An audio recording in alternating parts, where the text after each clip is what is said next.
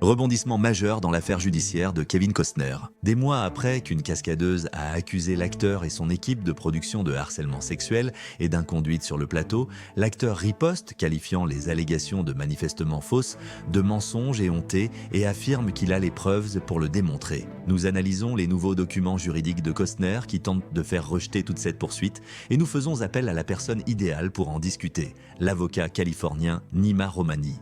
Bienvenue dans Sidebar de Law & Crime, je suis Jesse Weber.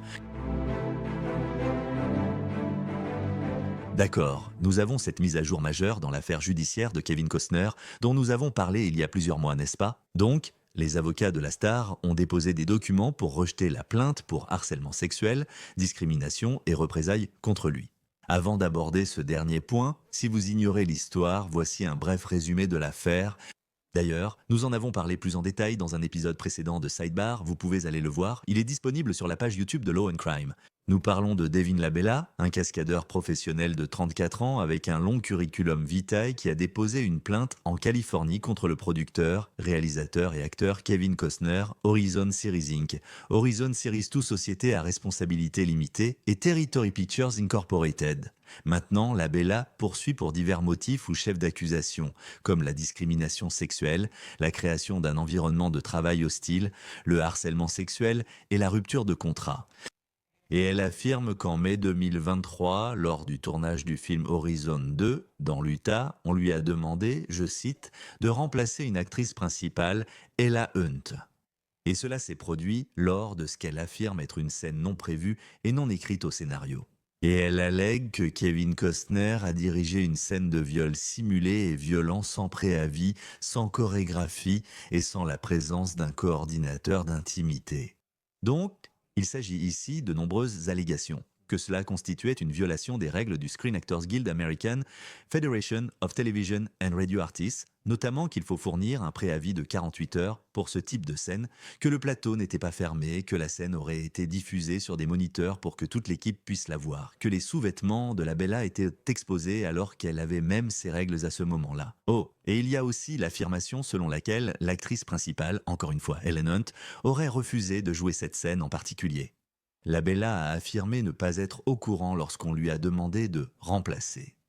Et il y a ce qu'elle affirme s'être passé ensuite.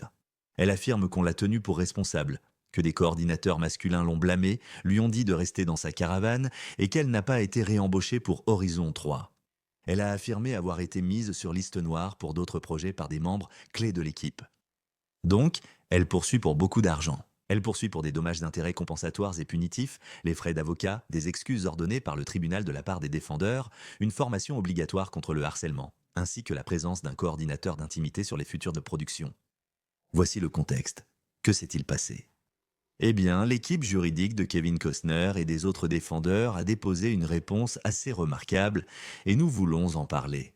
Donc, cela s'appelle un mémoire à l'appui d'une requête visant à rejeter l'intégralité de la plainte en vertu de la loi californienne, cette disposition anti-Strategic Lawsuit Against Public Participation dont je vais parler. Mais la façon dont cela commence, c'est par un message texte apparemment envoyé par Labella. Citation « Merci pour ces semaines merveilleuses, je t'apprécie énormément, j'ai tellement appris et merci encore. Je suis ravi que tout se soit bien passé. Bonne fin de tournage, on se reparle bientôt. » Et puis, il y a l'emoji visage souriant avec un cœur et l'emoji main jointe en forme de cœur. Voici ce que la plaignante Devin Labella a envoyé par texto à son superviseur seulement 9 jours après avoir prétendument vécu une expérience humiliante et traumatisante sur le plateau d'un grand film pour lequel elle était employée en tant que cascadeuse professionnelle et pour lequel elle réclame aujourd'hui des millions de dollars de dommages et intérêts. Aucune colère ni ressentiment, juste enthousiasme et gratitude. La réalité, attestée par les déclarations sous serment d'une douzaine de membres expérimentés de l'équipe, les photos prises sur le moment et les propres propos de Labella, et que la plainte sensationnaliste de Labella est aussi fictive que le film concerné. En résumé, Costner et les autres défendeurs jugent ces allégations inexactes et ces revendications infondées. Premièrement, ils avancent l'argument qu'aucune scène de viol n'a été écrite ou filmée.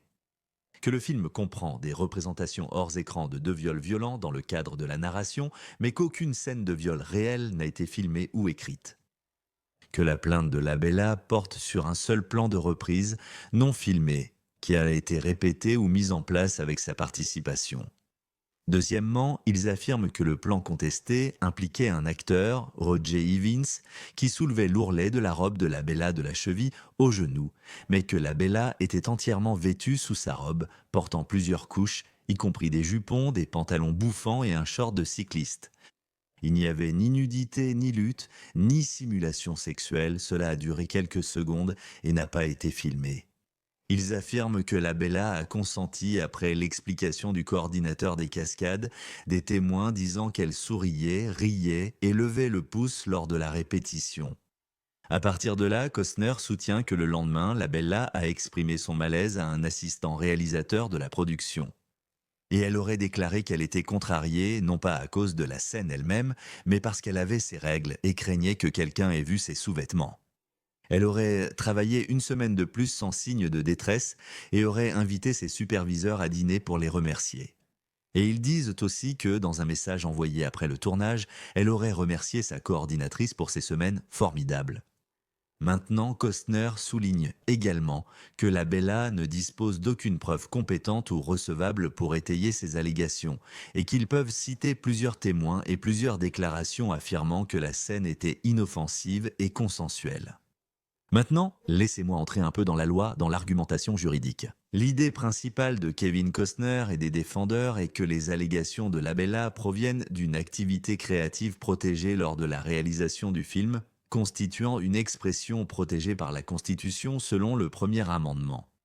Que la poursuite devrait être rejetée en vertu de la loi Anti-Strategic Lawsuit Against Public Participation de Californie parce qu'elle vise une conduite favorisant l'expression d'intérêt public. En d'autres termes, raconter des histoires sur des traumatismes et des violences historiques, c'est de cela qu'il s'agit. La loi Anti-Strategic Lawsuit Against Public Participation protège la liberté d'expression en empêchant les gens d'utiliser le système judiciaire comme une arme pour intimider ou réduire au silence ceux qui s'expriment sur des questions d'intérêt public.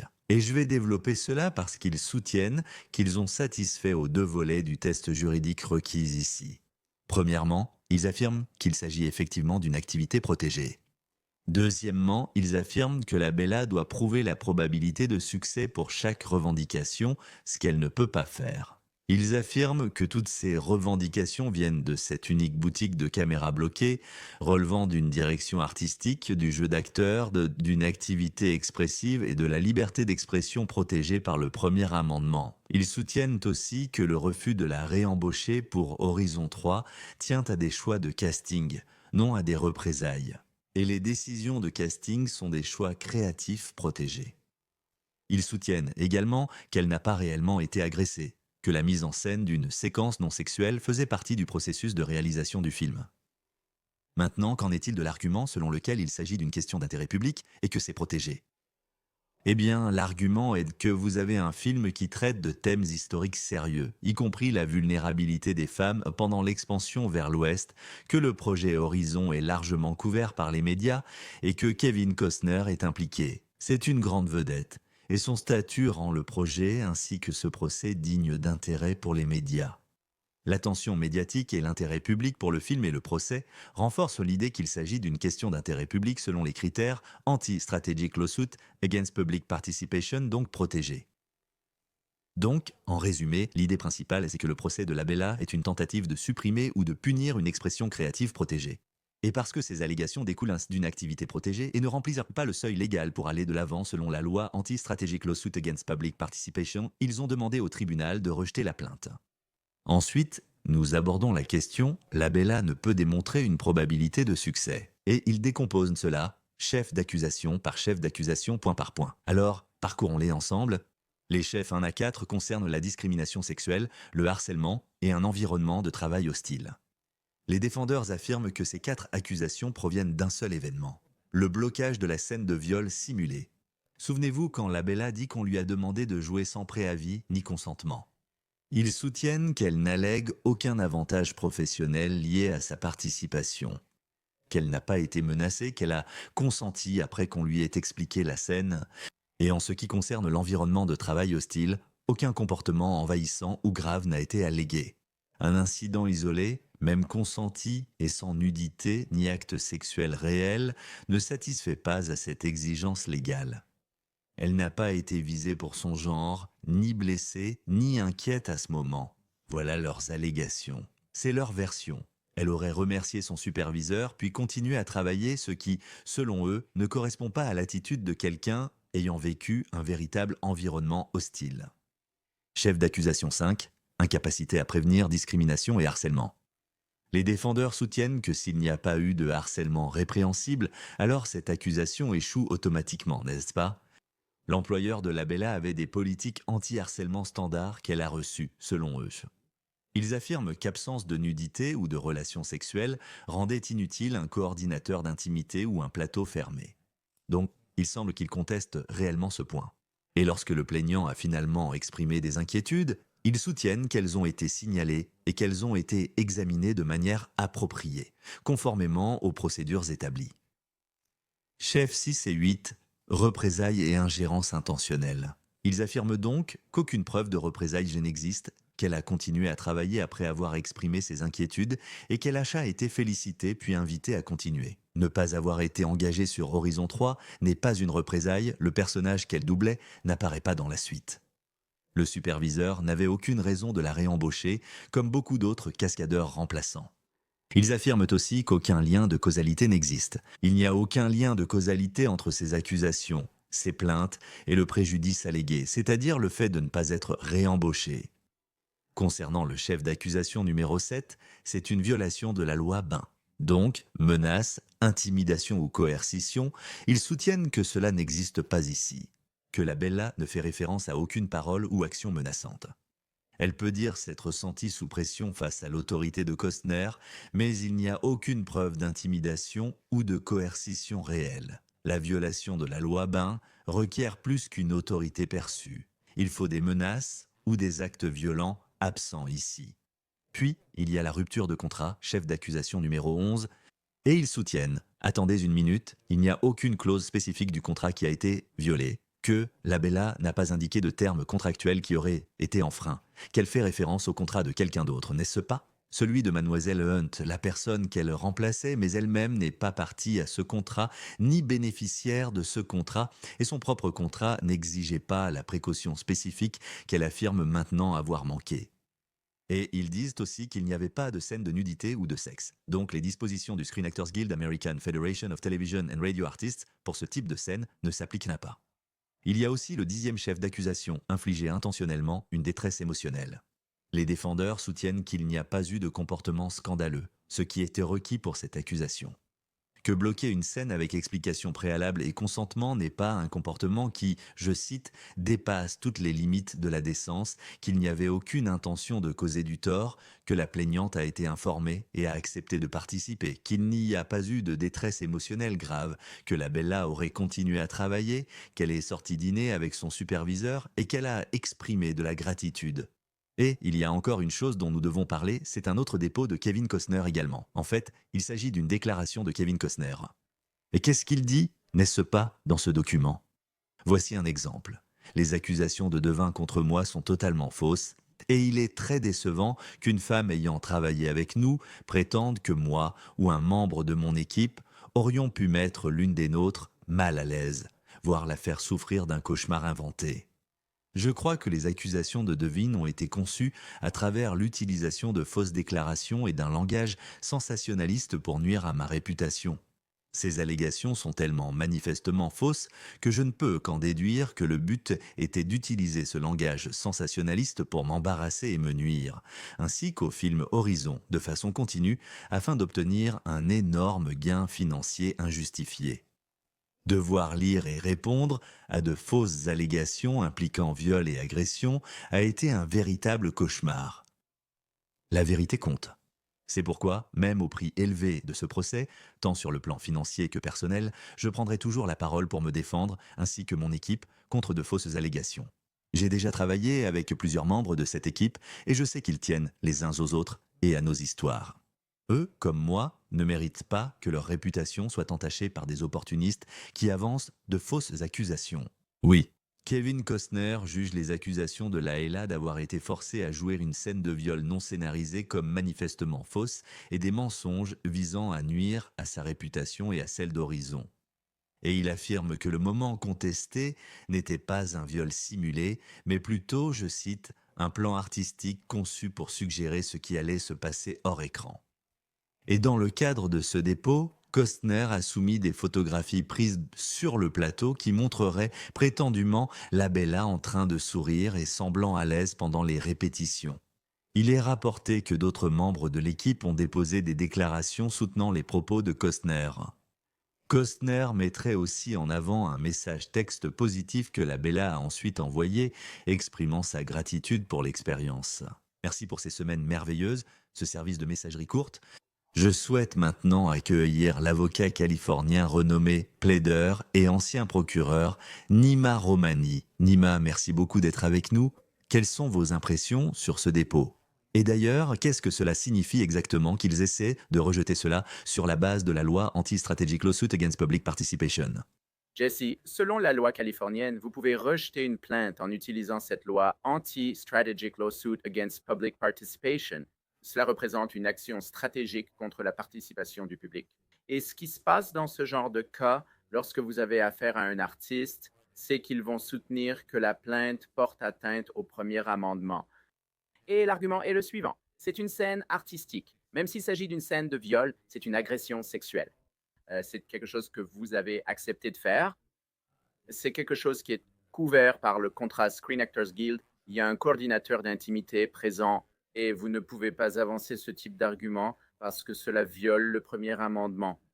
Donc, sur le plan procédural, c'est important parce que cela met le procès en pause. Vous ne pouvez mener aucune procédure de découverte.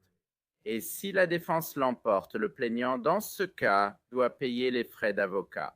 Et même s'ils perdent, la décision de rejeter la requête Anti-Strategic Lawsuit Against Public Participation peut être immédiatement portée en appel. Donc, encore une fois, cela met l'affaire en suspens pendant qu'elle est portée devant la cour d'appel.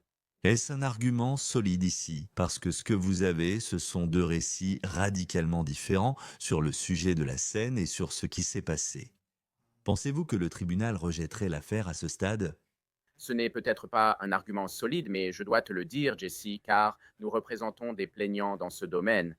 J'ai vu des juges prendre cela en compte, rejeter peut-être une partie de l'affaire, certaines des allégations. Cela permet à la défense de faire appel, de mettre l'affaire en pause, de faire encourir plus de frais aux avocats. Donc, c'est stratégique. Est-ce que je pense que l'affaire va être entièrement rejetée? Non, car même un message du plaignant n'est pas décisif. C'est plutôt une question pour le jury, mais cela pourrait absolument retarder les choses. Et c'est une forte manœuvre stratégique de Kevin Costner dans la défense. L'une des choses qu'ils disent, c'est qu'il n'y a pas de preuve, n'est-ce pas? Ils disent qu'elle n'a aucune preuve pour étayer ces affirmations. N'est-ce pas encore prématuré? N'est-ce pas dire que c'est un litige, une phase de découverte? Vous n'êtes pas obligé de présenter toutes les preuves pour étayer vos affirmations à ce stade de l'affaire. Eh bien, ses propres mots sont certainement ses preuves. Et le fait qu'ils disent qu'il n'y a pas eu de plainte contemporaine, cela ne veut pas forcément dire que le harcèlement n'a pas eu lieu, n'est-ce pas? Souvent, les victimes, surtout avec un déséquilibre de pouvoir, notamment à Hollywood, n'est-ce pas?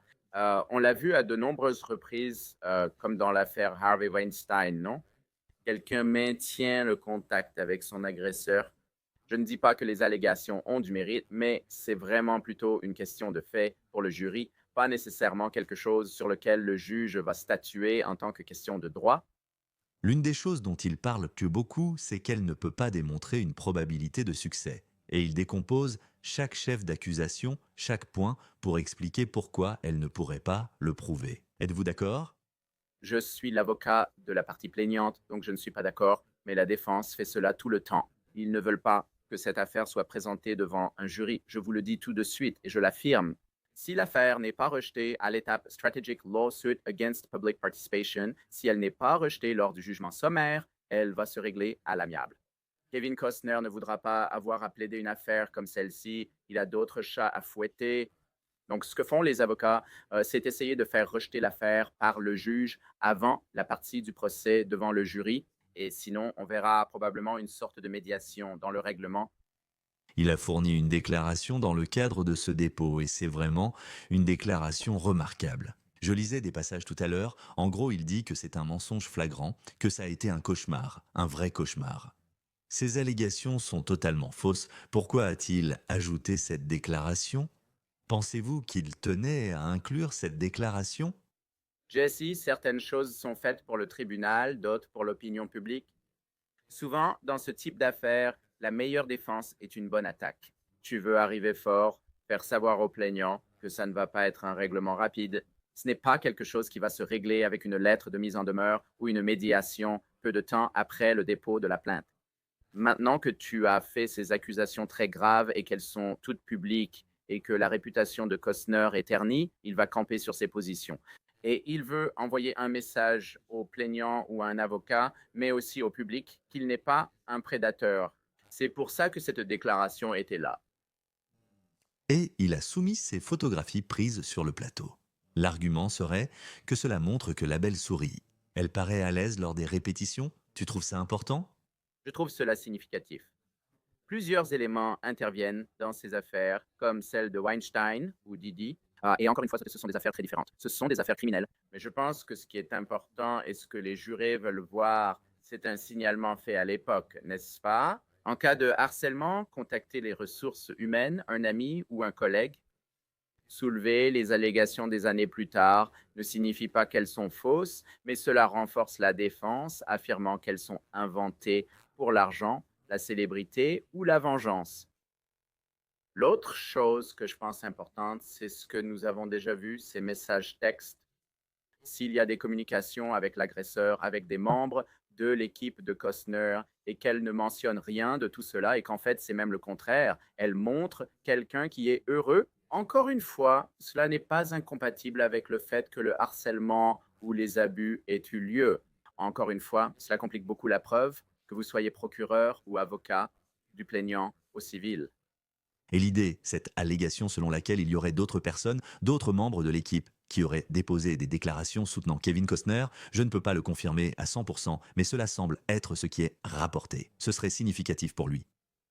C'est le cas. Évidemment, vous savez, ce n'est pas une question de chiffres. Ce n'est pas comme s'il y avait plus de témoins d'un côté que de l'autre. Le jury a une consigne interdisant cela. Mais si vous avez témoin après témoin qui dit «Eh, j'étais sur le plateau», et même selon la plaignante elle-même, il y avait environ 100 personnes sur le plateau. Ils affirment qu'aucun de ces événements n'a eu lieu. Ce sera très difficile à prouver. La plaignante dira que ces personnes payées par Costner ont des raisons de mentir et lui sont loyales. Sinon, ils perdront leur emploi. Mais si plusieurs témoins disent la même chose, ce genre d'affaire peut vite mal tourner pour la victime. Nima Romani, merci beaucoup, je vous remercie. Bien sûr, Jesse, merci de m'avoir invité comme toujours. Très bien, tout le monde, c'est tout ce que nous avons pour vous pour l'instant ici sur Sidebar. Merci beaucoup de nous avoir rejoints. Et comme toujours, n'oubliez pas de vous abonner sur YouTube, Apple Podcasts, Spotify ou partout où vous écoutez vos podcasts. Je suis Jesse Weber. Je vous parlerai la prochaine fois.